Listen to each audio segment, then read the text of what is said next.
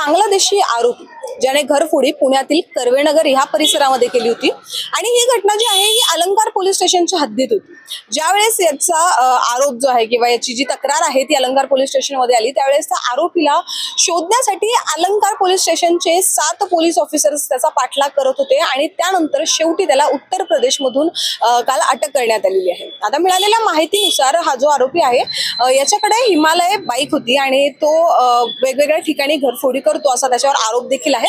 त्याबरोबरच कर्वेनगर मधल्या एका नामांकित सोसायटीमध्ये त्याने अशीच घरफोडी केली होती। ज्यावेळेस पोलिसांनी सीसीटीव्हीचा तपास केला त्यावेळेस त्या बाईकवरून त्याचा पाठलाग करत होते। त्यानंतर सोलापूर पर्यंत त्याचा जो पाठलाग सीसीटीव्ही थ्रू करण्यात आला त्यानंतर अचानक तो गायब झाला।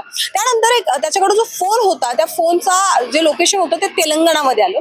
थोड्या वेळानंतर ते लोकेशन जे आहे ते पोलिसांनी त्याला ट्रॅक करत करत हैदराबाद पर्यंत आलं। ज्यावेळेस अलंकार पोलीस स्टेशनचे 2 पोलीस अधिकारी हैदराबाद पर्यंत गेले त्यांना अशी माहिती मिळाली की तो MP कडे आता गेलेला आहे, म्हणजे त्याचा जो रूट आहे तो बांगलादेशकडे जाणारा होता।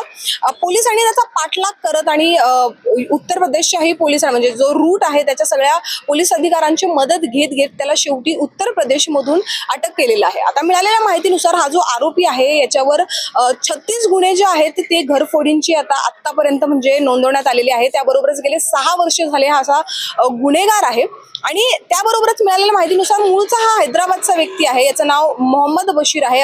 38 वर्षीय हा आरोपी असून पण त्यानं नंतर बांगलादेशची जी सिटिझनशिप आहे ती आता एक्सेप्ट केलेली आहे। त्याबरोबरच आता पोलिसांनी त्याला काल अटक केलेली असून आता त्याची पुढची इन्व्हेस्टिगेशन आहे। त्यासोबतच आता पोलिसांनी 6,70,000 एवढा मुद्देमाल या आरोपीकडून आता जप्त केलेला आहे।